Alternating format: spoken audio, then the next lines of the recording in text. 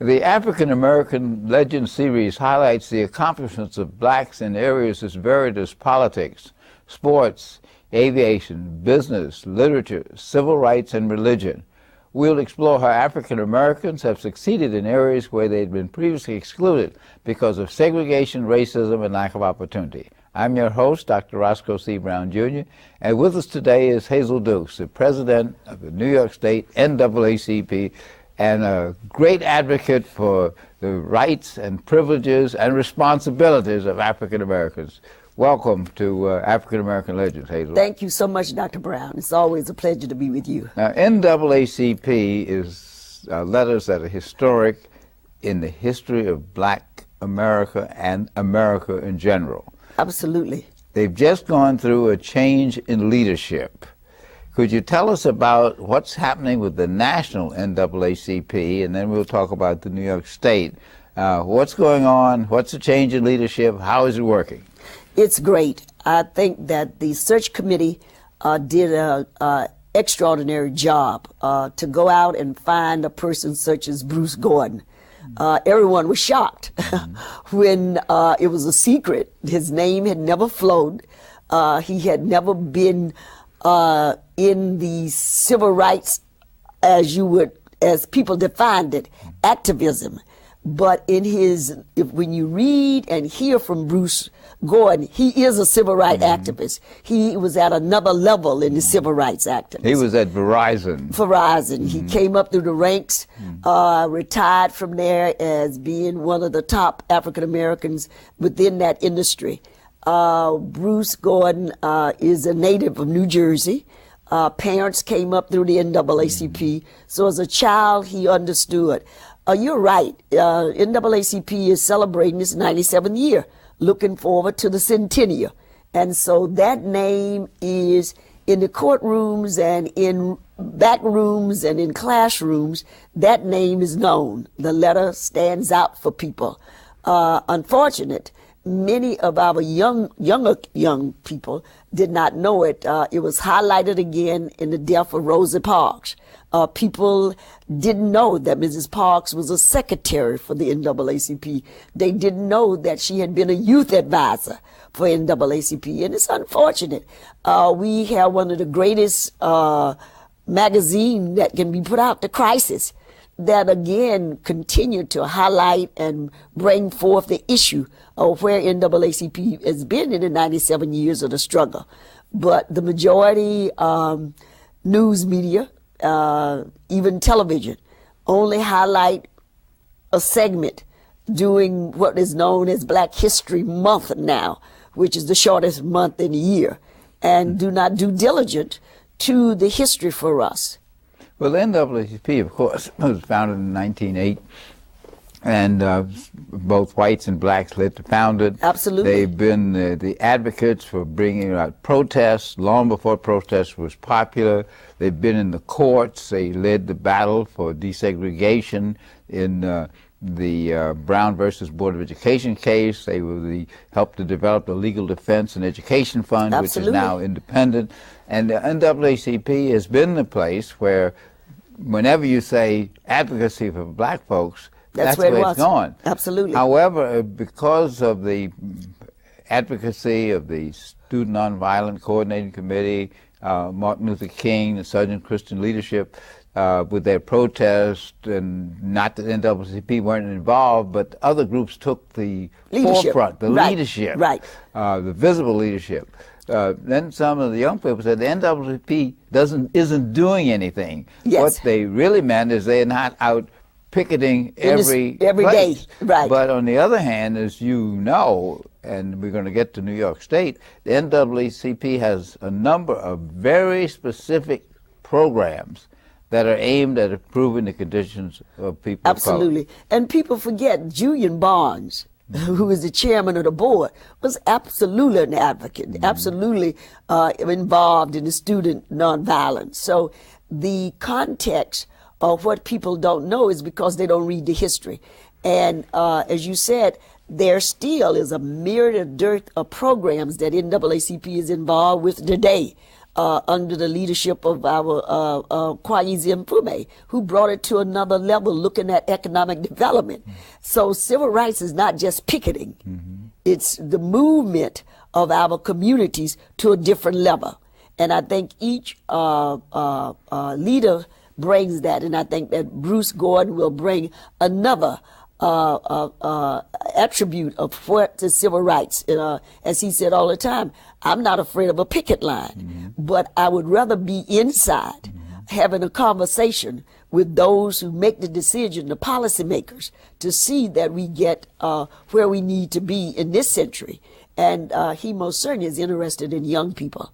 I was pleased to be a part of the network, NBC, giving grants out on Monday. Our AXO program, which is one of the best in the country, was one of the recipients of a $75,000 grant on Monday. I was there to witness that. Now tell us about AXO, because that is one of the premier programs of That the is kept. NAACP. It's a well-kept secret in some places, but on the other hand, it's a great program all over the country. Tell us Absolutely. about AXO. What does AXO stand for in the first AXO place? stands for academic.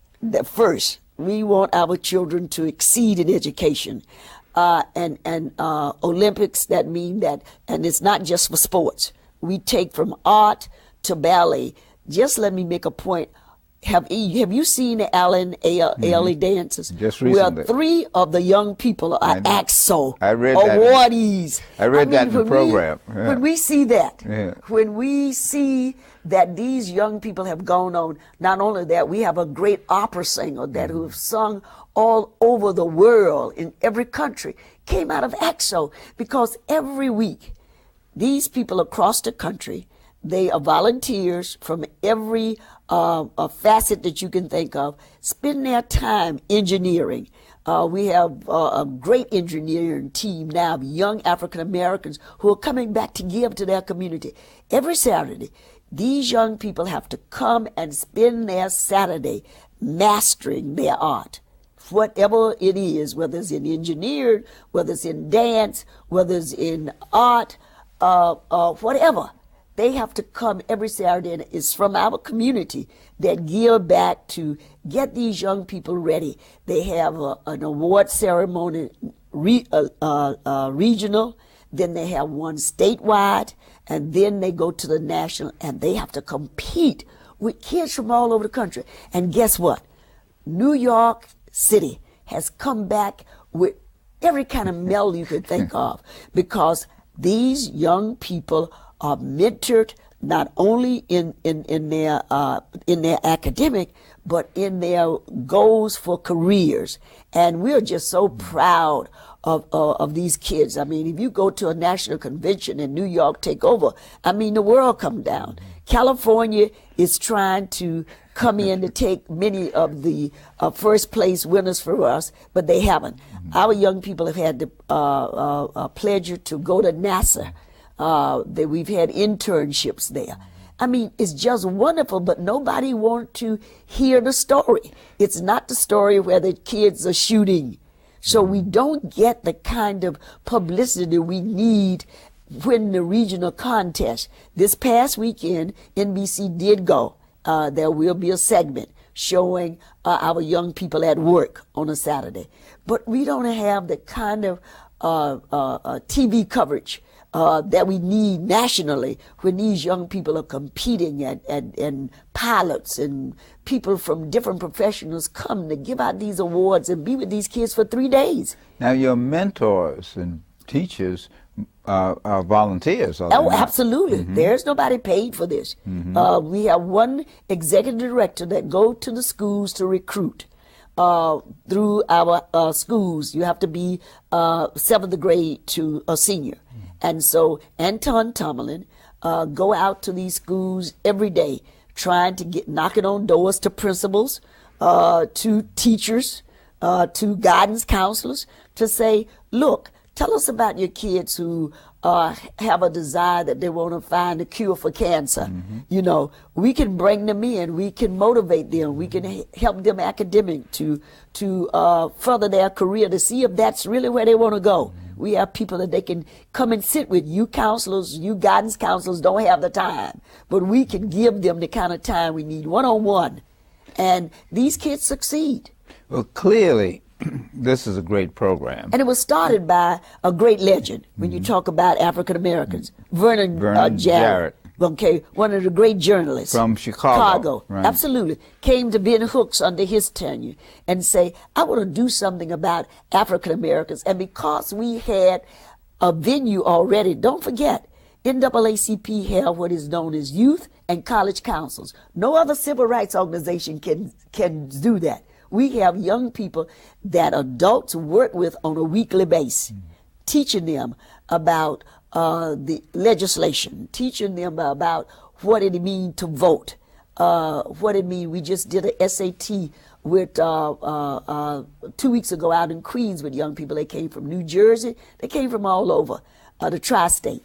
The young woman that is in charge of our youth is named Valerie Cohen, a mother of 2 young people that work with these young people, giving of her time.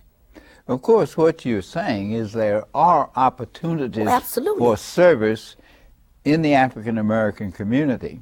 And one of the issues is to how to get that information out to the African American community. Absolutely. That's why I'm so pleased that you are coming on African American Legends to talk about these issues, because some people say the NAACP is anachronistic, they're not relevant.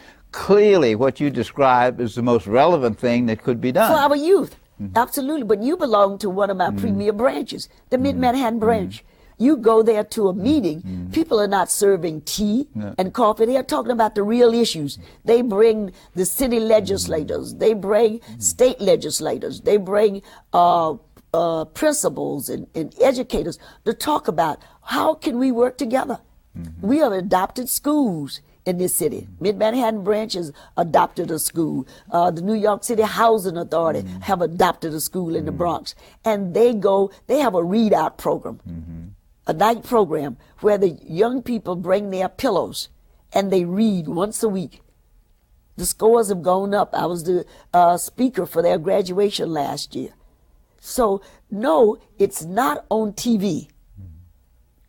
Even New York One, they go and recycle the same old thing instead of bringing the issues of what African Americans are giving back to their community. See, one of the interesting things about the major media, some African Americans have succeeded. Yes. People like Oprah Winfrey and Ed Bradley and so on, and they do great work. Absolutely. But the thing that most people need to know is that most of the great work is done by the Hazel Dukeses of the world and the NAACP leaders back in our own community. Right. And we need more visibility in that. Now that raises an interesting question.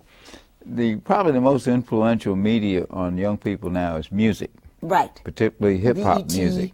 Yeah. And somehow or another, the message has gotten around as it's about lower class behavior, bad language, women, etc., which isn't totally true.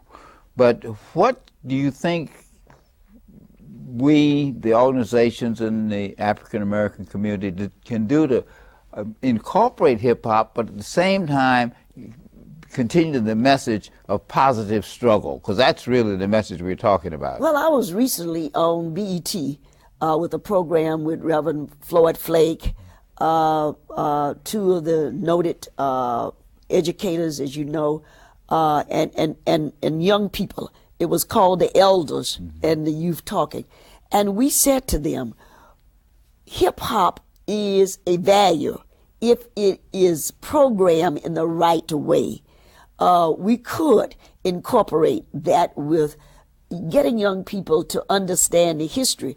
That's why the late C. Dolores Tucker was out fighting against the hip-hop, because she said they didn't do anything but to denigrate our community, which is true. It could be a positive influence on our young people if the language was using English, correct language, not using profanity, but putting it in a sense that love would be exuded from that, friendship, not the gun, not the baby's mama and that kind of talk, But if something by love could come, that we could bring our community closer, respect for our elders, if you will, that elders might not be where you are, but they have wisdom and knowledge. And so that's the kind of thing that is lacking.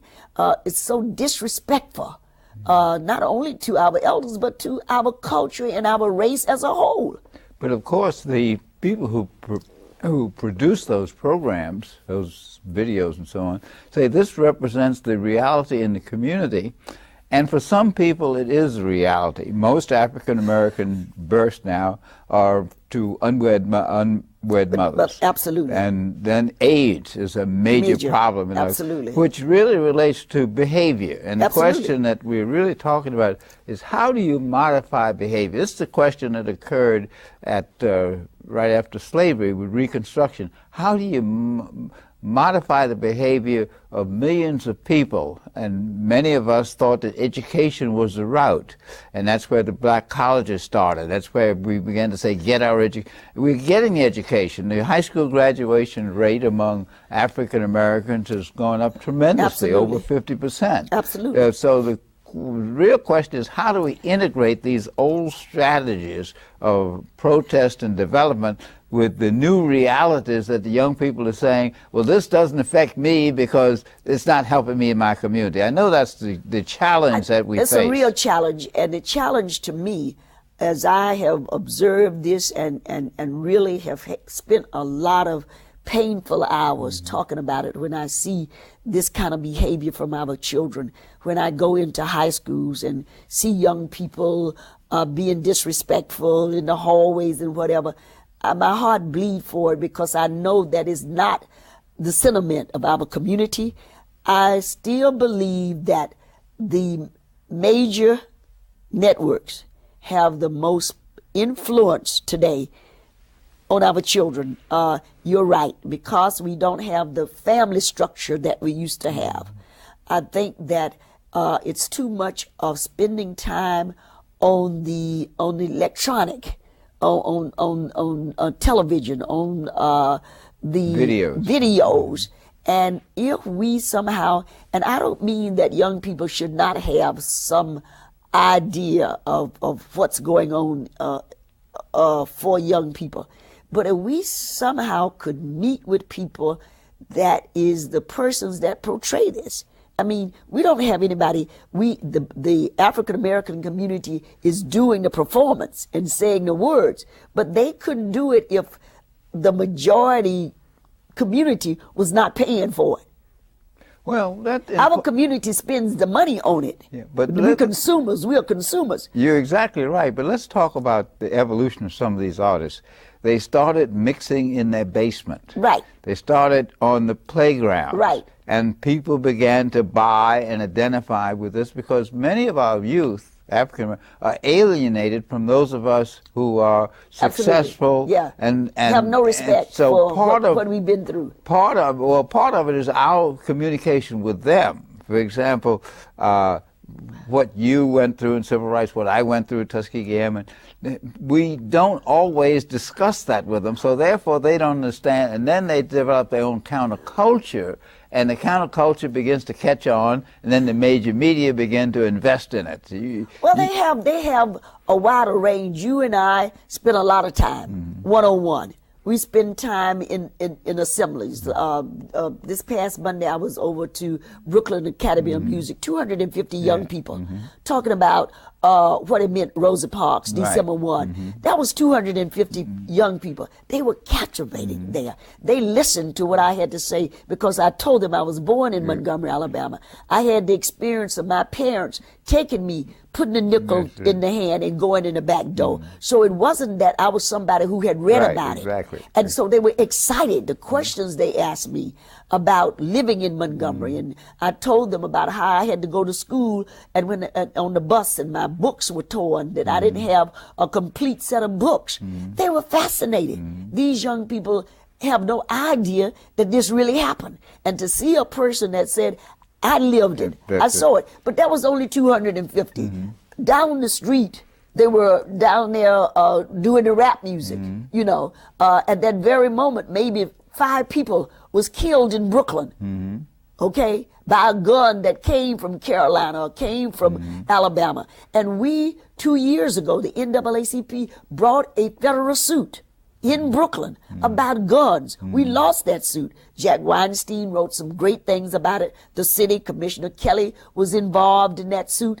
But that's the thing that we can't stop. We don't have the powers in NAACP.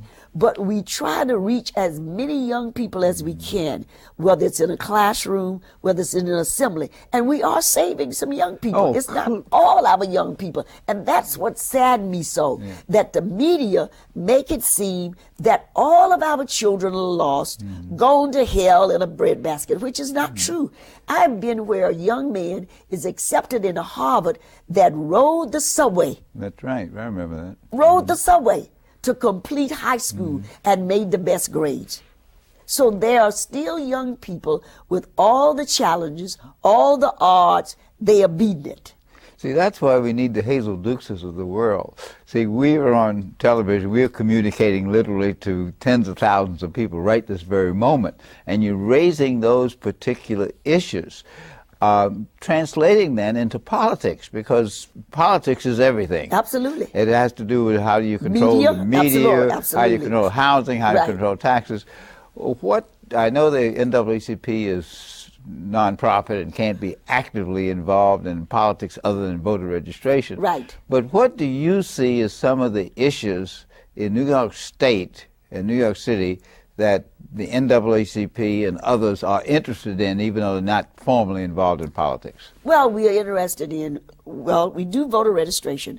We You do an excellent job of that. Also try to educate our communities through forums. We bring the candidates to the branches and try to get people there to understand, ask questions. What will you do if you elected? That's the kind of information we want people to have. So when they go into the voting booth, they go in regardless if it was Republican, Independents, or what. They go in with what's best for my community. How is my community going to be best served? What are my children going to get in education? Quality, public education. I'm not interested in charter schools. I'm not interested in private school. I'm interested in public education. Public education means whosoever will go there, and the teachers are to be prepared and the kids are to be educated. That's why I joined with UFT, with the Hispanic Federation, in the petition drive for smaller class sizes. That's what we did in New York. We was knocked off the ballot. We are now looking to go into court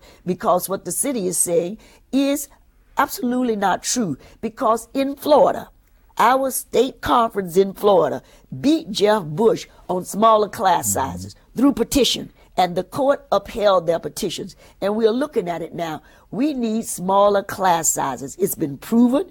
We have scientific information that that's what we need. Now, we know why we don't have the money, because our governor, who should be in jail now, he disobeyed the highest court order. And he said an 8th grade education was good enough. He forgot that even to take a civil service exam, you need a high school. You're talking about the campaign for fiscal equity, where they said that the funding of New York City schools was illegal, and they needed to put $6.3 million into operation, another $9 billion into... and the governor refused. And the governor... refused to work with the legislature. That gets into our legislature, too, because the legislature could push this. Right. So that's where we're working now. We are looking at, we've been meeting now, it's a coalition of civil rights groups, religious groups, working now to see, because we must get smaller class sizes. We must get that in order to continue to improve our education. I'm not against all boys school or all girls school. That's discrimination in its own self. But if that's what a parent want to do, it's like Brown versus the board. The NAACP is not trying to tell you, you make the best choice as a parent. What we're trying to do is give options for you to weigh what is best for your child. And so we got to stay on the fight for public education, because public education means that every child, regardless of where they live, who their parents are, have a right under the Constitution of the United States of America to have quality education.